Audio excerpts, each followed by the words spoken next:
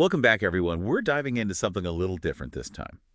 Intriguing. Yeah, we're focusing on just a single YouTube video for this deep dive. Oh, okay, interesting. It's from a channel called DCEO Official, and the video is titled My Perspective, Genesis chapter 8.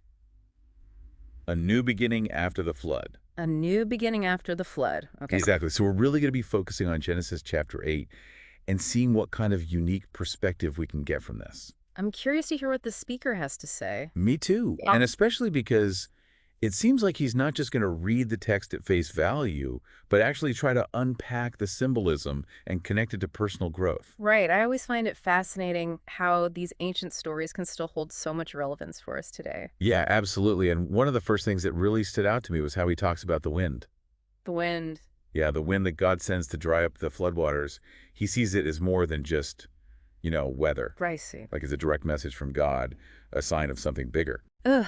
The concept of divine signs, it's a powerful one. It is. It makes you wonder how we recognize those kinds of signs in our own lives. Right. Are we paying attention to those subtle nudges, those unexpected events that might be trying to guide us in a certain direction? Exactly. And the video goes on to talk about the timeline of the flood, specifically how the ark lands on the mountains of Ararat in the 7th month. Okay. But the mountaintops don't actually become visible until the 10th month. Oh, so there's this extended period where the waters are slowly receding. Exactly. And that gradual process really caught the speaker's attention. It's like it's not an overnight change. That resonates, doesn't it? Big changes rarely happen in an instant. Right, whether it's a global flood or just something in our own lives, it's that in-between time, the waiting and the uncertainty, that can be so challenging. Absolutely. And it makes you think about how we deal with those periods of waiting. Do we get impatient? Or do we trust that something is unfolding, even if we can't see the whole picture yet? That's a great question. And speaking of things unfolding slowly, the speaker brings up something I'd never really considered before. Ventilation. Ventilation, like on the ark. Yeah, exactly. Oh, that's an interesting thought. He wonders how everyone inside got fresh air, especially during those 40 days before Noah opens a window. I mean, logistically, that's a valid question. It is, isn't it? It makes you think about all the practical considerations that would have gone into building and maintaining the ark. Right, how do you ensure the survival of so many different creatures in such a confined space? It's a fascinating thought experiment, and the speaker doesn't really offer a definitive answer, but he does acknowledge the tension between faith and practical limitations. Right. Sometimes those two things coexist in interesting ways. Yeah, and it makes me wonder, what would I have done in Noah's shoes? How would I have approached that challenge? That's a great question to ask ourselves. It takes us out of the role of passive observer and puts us right into the story. Right. And speaking of being in the story, the next thing the speaker talks about is the raven and the dove. Ah, two very different birds, two very different symbols. Exactly. And he contrasts them quite a bit. The raven flying back and forth, seemingly unbothered by the floodwaters, and the dove returning to the ark because it can't find a place to land. That's interesting. It made me think about how we each approach uncertainty. Some of us are like the raven, adaptable and able to navigate chaos. While others, like the dove, seek stability and security before venturing out. And what's interesting is that he doesn't necessarily say one approach is better than the other. Right, there's no judgment, just an observation. Yeah, and it's almost as if he's saying, hey, recognize what works for you. Like there's wisdom in both approaches. And that's a valuable reminder, isn't it? There's no one-size-fits-all approach to navigating change. Absolutely. But then he takes this whole raven and dove thing a step further and connects it to mentorship. Mentorship, how so? He compares sending a mentee out into the world to sending out the dove. Sometimes they come back needing more guidance. Sometimes they find their wings and soar off on their own. That's a really powerful analogy. It is. And it made me think about all the people who have mentored me in my life. And how they might have felt when you, so to speak, flew away. Exactly. And, it made me appreciate the complexity of those relationships even more. Right. There's a delicate balance between nurturing someone's growth and letting them go. And knowing when to do each. And knowing when to do each, exactly. It's about recognizing that even when we're trying to guide someone, ultimately, their journey is their own. And speaking of journeys, his interpretation of the dove bringing back the olive leaf really struck a chord with me. The olive leaf, yes, I remember that part. Of course, it signals that the waters are receding, but he connects it to something deeper. Oh. He talks about seeing those little signs of growth in those we mentor, those moments that give us hope that things are moving in the right direction. I love that connection. Me too. It's like even when things are tough, there are always these little glimmers of progress. We just have to be open to seeing them. And celebrating them, I think. Absolutely. And, the speaker doesn't shy away from the fact that sometimes those we mentor, they don't stay in touch. Hmm. Yeah, that can be difficult. It can, but he actually connects that to the dove not returning to the ark in the end. That's a thought-provoking connection. It is, isn't it? He talks about letting go even when it hurts and accepting that sometimes the greatest act of love is allowing someone the freedom to find their own way.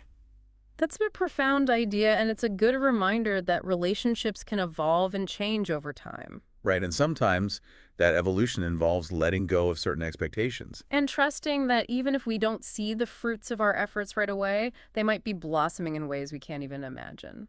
That's a beautiful thought, and it makes me think about how we often focus on the tangible outcomes of our actions when sometimes the real growth is happening on a much deeper level. And that's a great point to pause on. It is. It's like we need to take a breath and reflect on all that we've uncovered so far. Absolutely. There's a lot to unpack here, even in just this one chapter of Genesis. So much to unpack, Yeah. right? And there's one point we touched on earlier that I keep coming back to. Remember when we were talking about God being silent for so long during the flood? Oh, yeah. The speaker wondered about that timing, right? Exactly. And I think it ties in with something you said about how sometimes the greatest growth happens during those quiet periods. Yeah, those times of reflection or even just waiting, they can be so crucial for personal development. And in the story, it's not until after the waters recede that God actually speaks to Noah again, giving him those new instructions. It's like that silence was a necessary part of the process. Exactly. Like it was a time for Noah to really internalize what had happened, to process the magnitude of the flood and everything that came before it. Right, and maybe even to come to terms with his own role in it all. And it's only after that period of introspection that God gives those clear instructions on what to do next. It's almost like a reset button being pressed, wouldn't you say? The floodwaters recede, the silence breaks, and a new chapter begins. I like that analogy, a reset button. Yeah, and the instructions God gives are pretty straightforward, right? Go forth and multiply. Right. Repopulate the earth, start anew. And that command is directed not just at Noah and his family, but at all the living creatures that were on the ark. Which I think is really significant. It emphasizes that interconnectedness we were talking about earlier. Absolutely. It's a reminder that we're all part of this larger web of life, humans and animals, and the environment itself. And that each plays a role in the overall balance. Exactly. And I think that's a message that's particularly relevant today, as we face challenges like climate change. Right. It's a reminder that our actions have consequences and that taking care of the planet is essential for all of us. And I think the speaker is subtly drawing a parallel here between the flood and the environmental challenges we face today. Yeah, like it's a cautionary tale, but also a story of hope and renewal. And speaking of renewal, remember that image of the dove not returning after that final flight? Oh yeah, that really stuck with me. It's both hopeful and a little bittersweet, isn't it? It is, on one hand, it signals that the world is truly ready for a new beginning, that there's a place for the dove to thrive. Right, like the earth itself is welcoming it back. Exactly. But then there's that element of letting go, of accepting that sometimes the things we nurture will eventually find their own way in the world. And that can be tough, especially when it's something or someone we care deeply about. And I think the speaker does a great job of acknowledging that complexity. He admits to feeling a bit hurt by the dove's departure. Yeah, it's like he's giving us permission to feel those mixed emotions, the sadness and the joy all at once. Exactly, because it's not always easy to let go, even when we know it's for the best. And what's interesting is that he connects the dove's flight to his own personal journey. Oh, how so? Well, he talks about entering a new chapter in his life, letting go of certain attachments, and embracing the uncertainty of what lies ahead. I see, like the dove flying off represents his own willingness to step into the unknown. Exactly, and it makes me think about that question he poses at the end of the video. Oh yeah, the one about what we would send out to test if the world was ready. It's such a powerful question, isn't it? It is, because it forces us to think about our own relationship with risk and uncertainty. And what signs we're looking for, what signals we need to feel confident in moving forward. And I think that's a perfect place to transition into the final part of our deep dive, to explore what it means to send out our own doves into the world. I like that, our own doves. It's a beautiful metaphor. It is, and I'm curious to hear what our listeners come up with when they ask themselves that question. That question about what we'd send out to test the waters, it's really stuck with me. Yeah, it's got that kind of lingering effect. It does. And, as I've been thinking about it, I've realized it's not just about, like, literal doves, Right. right? Oh, definitely not. It's much more symbolic. It is. It's like, what are those things we send out into the world to kind of test the waters for ourselves? Yeah, like our own personal barometers. Exactly. And it could be Yeah. so many different things. For some people, it might be starting a new creative project. Oh, yeah, putting your work out there, seeing how it's received, Or maybe it's reaching out to someone you've lost touch with. taking a chance on reconnecting, seeing if that bridge is still there. Or even just like trying something new, stepping outside your comfort zone in a small way. Exactly. And the point is, there's no right or wrong answer. Right. It's really about figuring out what works for you. What gives you that sense of, like, okay, it's safe to take the next step? And sometimes it's not even about the outcome. It's about the act of sending that dove out in the first place. Oh, I like that. The act itself being significant. Yeah, because it shows a willingness to try, to explore, to be open to new possibilities. And that willingness, that openness, that's where growth starts. It is, isn't it? It's like planting a seed. You don't know for sure if it will sprout, but you plant it anyway. And you nurture it. You give it what it needs to thrive. And you trust the process. You trust the process, exactly. And sometimes those seeds we plant, they blossom in ways we never could have imagined. They do, and sometimes they don't, and that's okay too.